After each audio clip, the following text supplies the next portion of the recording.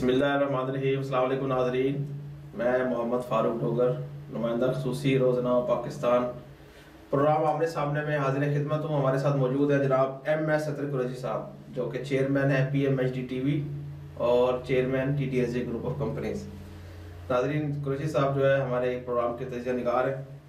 आज हम उनसे गुफ्तगू करेंगे। एक तो सबसे पहले जो है ब्रॉडशीट केस जो है वो नया रुख इख्तियार करता जा रहा है, साथ साथ जो फॉरेन फंडिंग केस है जिसमें इमरान खान साहब ने ओपन ट्रायल की ऑफ़र की थी और कहा था कि मैं ओपन ट्रायल कराऊंगा, ऐलान किया था, तो उनकी काबीना की तरफ से उनको इसकी मुखालफत का सामना है।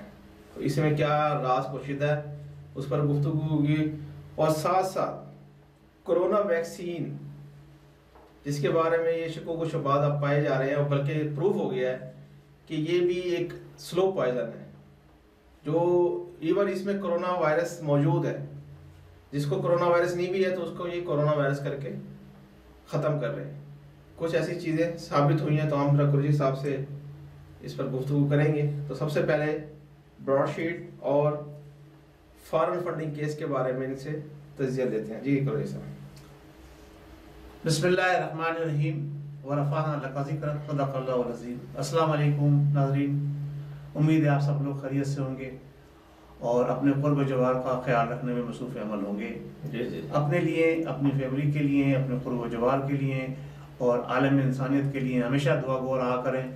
अल्लाह ताला बड़ा मुसब्बिर असबाब है, किसी की दुआ किसी वक्त कबूल करके सबकी बख्शिश का सामान पैदा कर सकता है। जी फारूक साहब, सबसे पहली बात तो मैं आपसे ये पूछना चाहता हूँ कि ये जो ब्रॉडशीट है जी, इसकी क्या लफ्ज़ी मानी क्या है? ये बेसिकली कंपनी का नाम है ब्रॉडशीट। ये कंपनी का एक नेम है। अच्छा। ये कोई पर्सन नहीं है। पर्सन नहीं है? नहीं, इसके जो CEO है वो काला मूसवी, जो एक ईरानी निजाद ब्रिटिश है, वो है। ठीक है जी। कि ब्रॉड की लफ्ज़ी मानी क्या है? आप इतना समझ सर? नहीं, मैं सब इसलिए आपसे ब्रॉड को तो अगर हम ले तो ब्रॉड का मतलब बड़ा है। बड़ा है। और शीट एक वो कागज या एक लेटर या कोई भी पेपर शीट। जी। तो ब्रॉड शीट जो है ना, जो मैं तस्जिया कर रहा हूँ, ब्रॉड शीट है वो एक बड़े लोगों की चार्जशीट है। सही है जी। ब्रॉड यानी बड़े बड़े लोगों की चार्जशीट, शीट चार्जशीट, तो बड़े लोगों की चार्जशीट है ये। अब जब बड़े लोगों की चार्जशीट होगी तो बड़े लोग तो बहुत सारे हैं ना पाकिस्तान के अंदर। जी जी। और इस वक्त सबसे बड़ा पाकिस्तान के अंदर जो है वो नियाजी साहब है। इस वक्त सबसे बड़े पाकिस्तान के अंदर जो है ना, पाकिस्तान के, वो कह चुके हैं बड़े दबंग तरीके से कि सब इदारे मेरे अंडर में हैं, मैं इस वक्त बड़ा हूँ। तो सबसे बड़े वो हैं। तो ब्रॉडशीट बड़ों की जो है ना एक सारी चीजों को जमा करके उसने ब्रॉडशीट बनाई और उसमें उन तमाम बड़ों की कलई खोलने के लिए ये इंतजाम किया हमारे पिछले दौर के लोगों ने। और उन ब्रॉडशीट कंपनीज के नाम से 2-3 कंपनियां बनी, उनको मुख्तलिफ कंपनियों में पैसे भी ट्रांसफर करते रहे मुख्तलिफ नाम से। वो पैसे किसको गए? अगर असल ब्रॉडशीट को पैसे नहीं गए हैं तो जो नकल ब्रॉडशीट है वो किसने बनाई, क्यों बनाई और उसमें पैसे क्यों गए और उस पैसे का इस्तेमाल कैसे हुआ, कहाँ हुआ? पाकिस्तानी गवर्नमेंट के पैसे। जी। पहला सवाल तो ये होता है। जी। अब नियाजी साहब ने जब इस केस को बड़े तरीके से उठवाया बकायदा इस केस को, ताकि अपोजिशन के लिए कोई और मुश्किलात खड़ी कर सके। लेकिन मसला ये है कि अपोजिशन तो इस उनके केस को उठवाने से अपोजिशन तो क्लियर होती जा रही है। अपोजिशन के ऊपर से जो दाग धब्बे थे वो आहिस्ता आहिस्ता धुलते चले जा रहे हैं। जिस तरह से हमारे बड़े बड़े डिटर्जेंट्स के ऐड आते हैं ना कि भाई ये डिटर्जेंट इस्तेमाल कर दो, सब दाग और धब्बों को धो के साफ कर देगा। तो ब्रॉडशीट तो वो काम कर रही है सही अपोजिशन के लिए, PDM के लिए और दूसरे लोगों के लिए।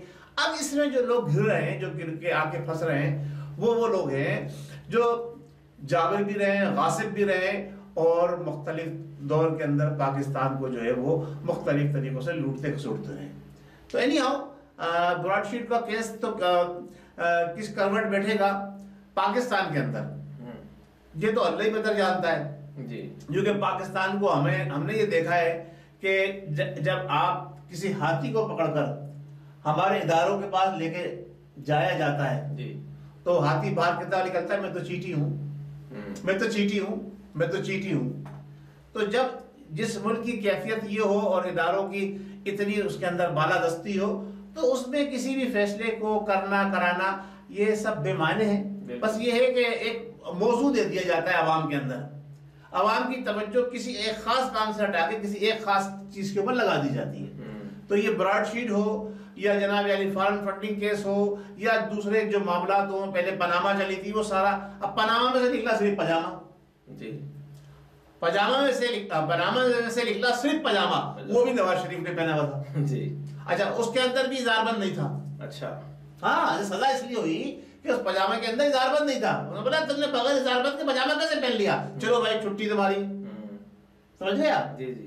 ये था, और वो छुट्टी जो हुई जिस बात के ऊपर इतने बड़े बड़े गुनाह करके लोग बैठे हुए हैं और एक इतनी सी नुक्ते के ऊपर छुट्टी की, इजारबंद डालना भूल गया नवाज शरीफ उसके अंदर। अगर वो इजारबंद डाल के उसको बांध लेते कस के जी, सही है, तो उसकी छुट्टी नहीं होती कि जी आपने जनाब एक जगह नौकरी भी की, तनख्वाह नहीं ली।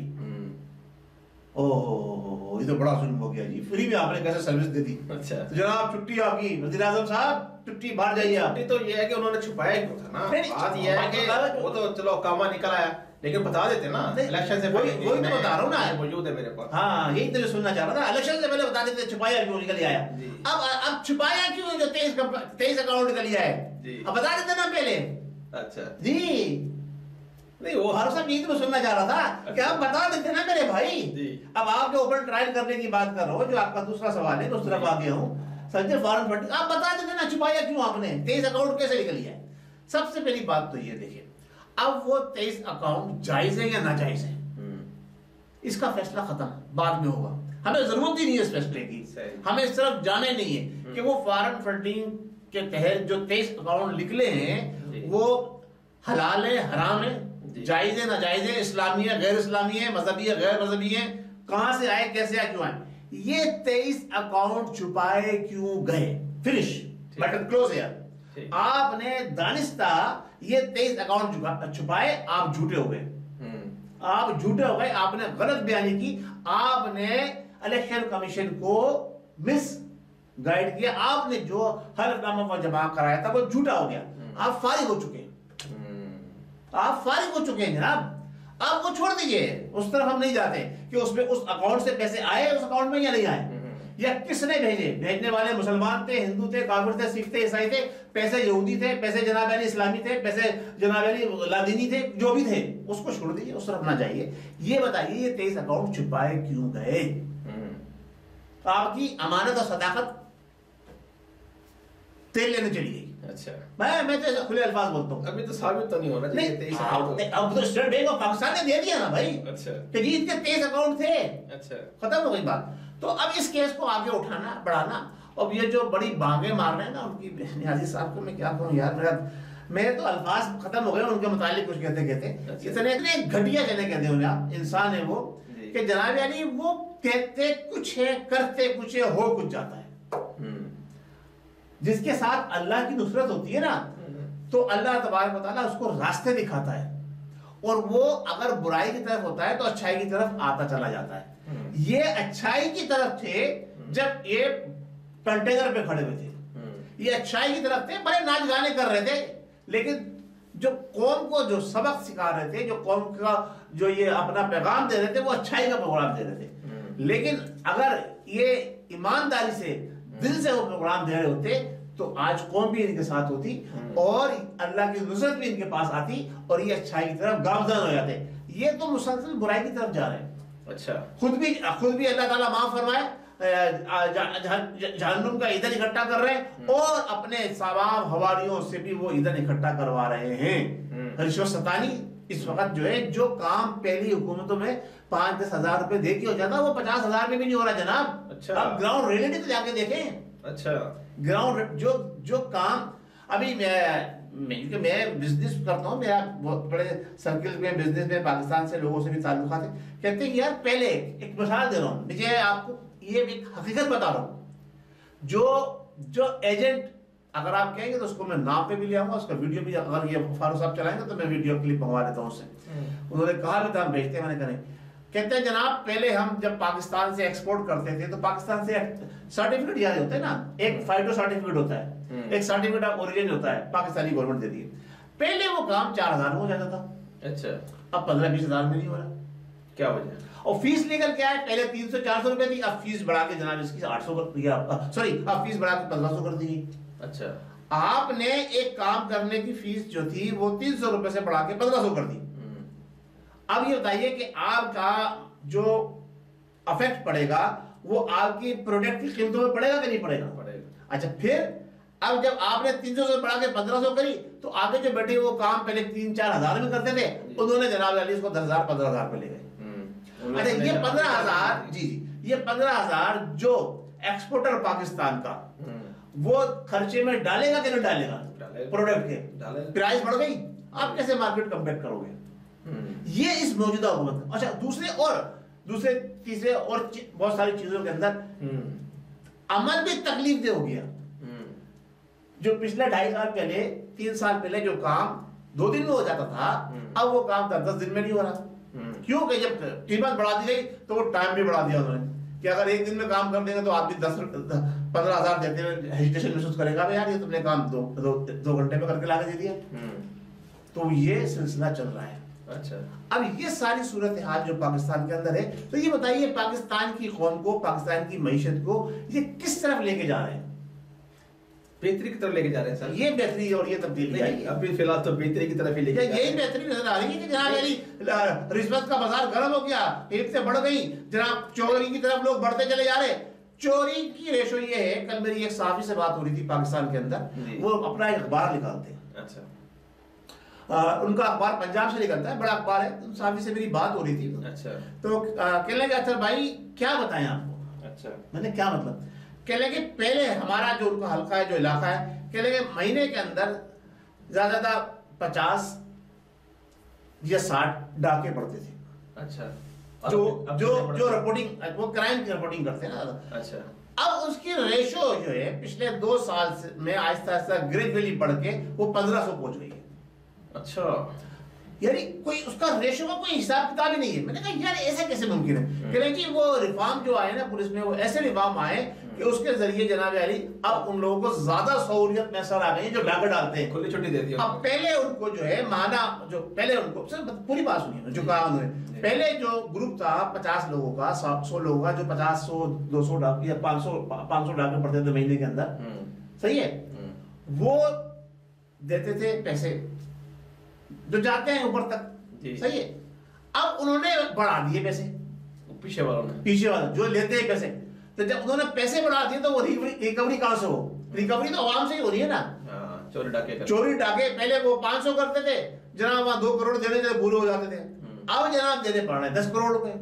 अच्छा, तो वो कैसे पूरा करे 500 के अंदर? अब वो बढ़ा के उन्होंने रेशो उनकी बढ़ा दी। अच्छा, तो फिर और जो क्राइम बढ़ रहे हैं, लॉ एंड ऑर्डर की जो एजेंसियां हैं वो बेहतर सहूलतें फराहम कर रही हैं।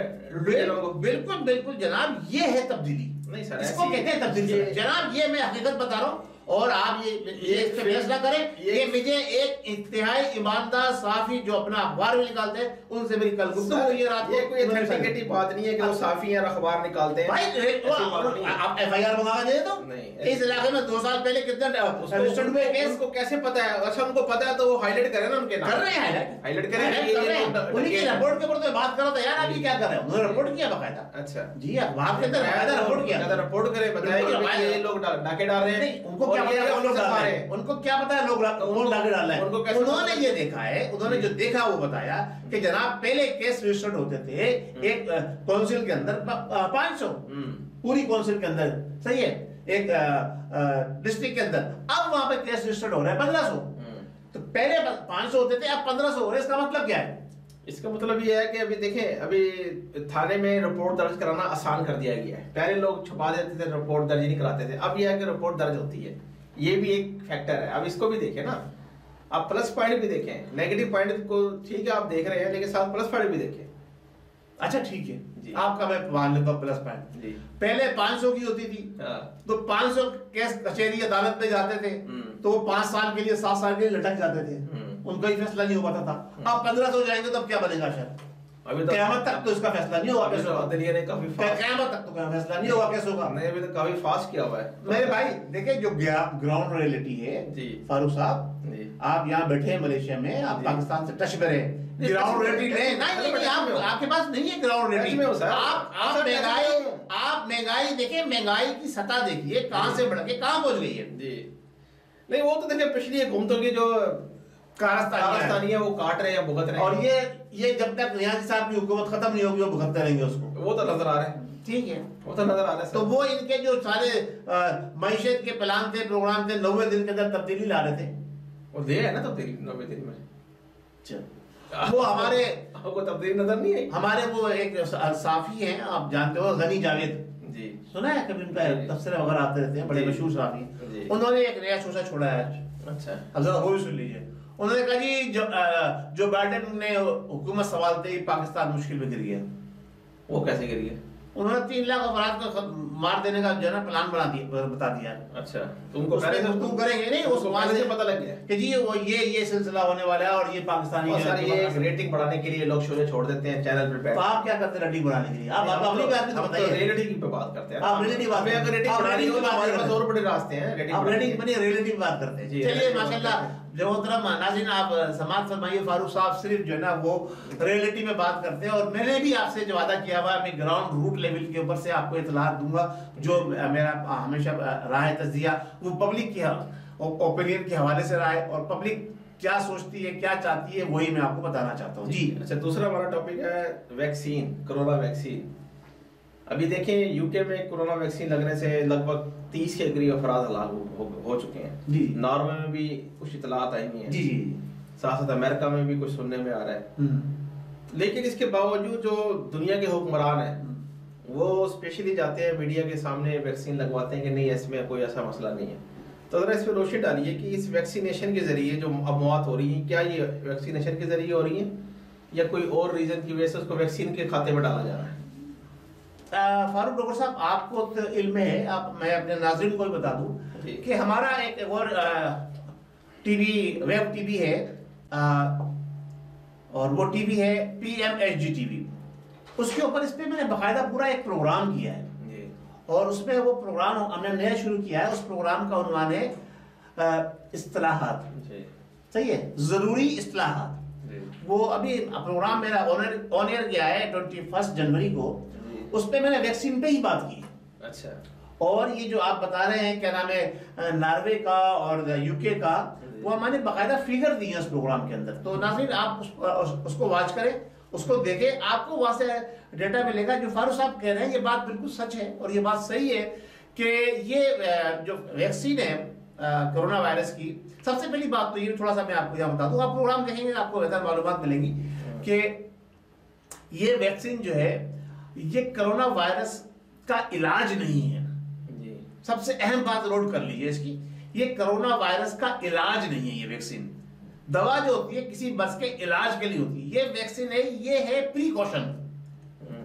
प्रिकॉशन लेना है, आपको बीमारी ना लगे, जैसे पोलियो को टीके लगाए जाते हैं जी, जैसे दूसरे बीमारियों के टीके जब बच्चे पैदा होते हैं तो लगाए जाते हैं कि ये इस बीमारी में मुब्तला ना हो। तो असल में ये वो दवा है। अच्छा, ये दवा नहीं है, ये जहर कातिल है, ये स्लो पॉइजन है। आज आप टीका लगवाएंगे, इसके असरात 3 महीने बाद, 6 महीने बाद, साल भर बाद आएंगे। इसी तरह से कि जैसे आप वैक्सीनेशन लेते हैं बचपन के अंदर और ताहयात जो है उस बीमारी से महफूज रहते हैं, उसके असरात उस वक्त तक रहते हैं।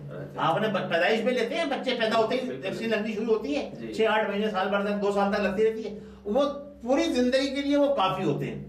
इसी तरह से ये जो वैक्सीन बनी है, ये उसी तरह की कोई एक वैक्सीन इन्होंने बनाई है। ये जहर कातिल है जो स्लो आपको जो मफलूज कर देगा जहनी तौर पर, आपके सोचने समझने की सलाहियत कमजोर हो जाएगी। अच्छा, जिन लोगों के अंदर कुव्वत मुदाफियत इंतहाई कम है, उस पर इसके असरात तेजी से हो गए तो वो अमवात हो गई।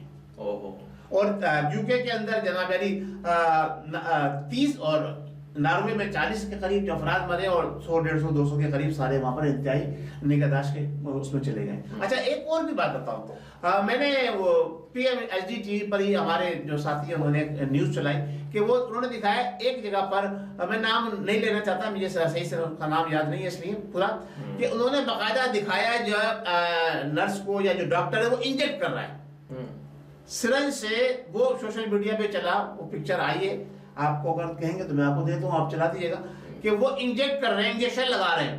मजे की बात देखिए आप, इंजेक्शन लगाया, उस पर दिखाया सिरिंज के अंदर जो है वैक्सीन भरी हुई है, सही है। और जब इंजेक्शन को लगाते हुए सुई दिखाया, जब उसको बाहर निकाला है तो उसको इंजेक्ट करते हुए यानी प्रेशर दबाते हुए प्रेस करते हुए नहीं दिखाया गया, वैसे कि वैसे भले के भले मारा गई को। अच्छा, यानी धोखा देने के लिए ये अमल किया जा रहा है। और इसमें जो कंपनी इन्वॉल्व है उसके ताने बाने देखे कहां से मिले हुए जी। तो ये जो वैक्सीन है कोरोना वायरस जो ये दरअसल धोखा है जी। और ये आवाम को बेवकूफ बनाने के लिए, उनको स्लो पॉइजन देने के लिए इस्तेमाल किया जा रहा है। मैं अपनी पाकिस्तान गवर्नमेंट से बल्कि दुनिया भर के तमाम गवर्नमेंट से ये बात कहूंगा कि इस धोखे में ना जाए और वैक्सीन की जगह जो दूसरे तिब्बे नबवी है उसके जो है उस तरफ जाए। तिब्बे नबवी में देखें हर बीमारी का इलाज मौजूद है। तिब्बे नबवी में नबी हज़रत मोहम्मद मुस्तफा सल्लल्लाहु अलैहि वसल्लम के हवाले से जो हम बात करते हैं तिब्बे नबी, उसके अंदर हर बीमारी का इलाज मौजूद है। जिस तरह से हमारे लिए इस्लाम आ गया ता क़यामत तक, इसी तरह से अल्लाह तबारक व तआला ने दुनिया में हर चीज पैदा होने वाली, चाहे वो 1400 साल बाद अब पैदा हो रही हो, और सब कुछ उसके मुतालिक हमारे प्यारे आका सैयदुल मुरसलीन खातमुन नबीय्यीन मोहम्मद मुस्तफा सल्लल्लाहु अलैहि वसल्लम बता गए हैं और सारे इलाज मौजूद हैं। आप वो प्रोग्राम जरूर देखिए। उस प्रोग्राम में इस वबा से बचने का और इस वैक्सीन से बचने का भी आपको प्रोग्राम दिया गया है, बताया गया है तफसील से। ठीक हो गया, यहाँ तफसील में नहीं जा सकते, आपके पास टाइम बहुत कम होता है। जी जी, बहुत बहुत शुक्रिया जनाब कुरैशी साहब जी। उम्मीद है नाज़रीन आज का प्रोग्राम आप लोगों को पसंद आया होगा। अगले प्रोग्राम तक के लिए मुझे मोहम्मद फारूक डोगर और जनाब MS सत्तर कुरैशी साहब को इजाज़त दीजिए। अल्लाह हमारा अमीना से पाकिस्तान जिंदा।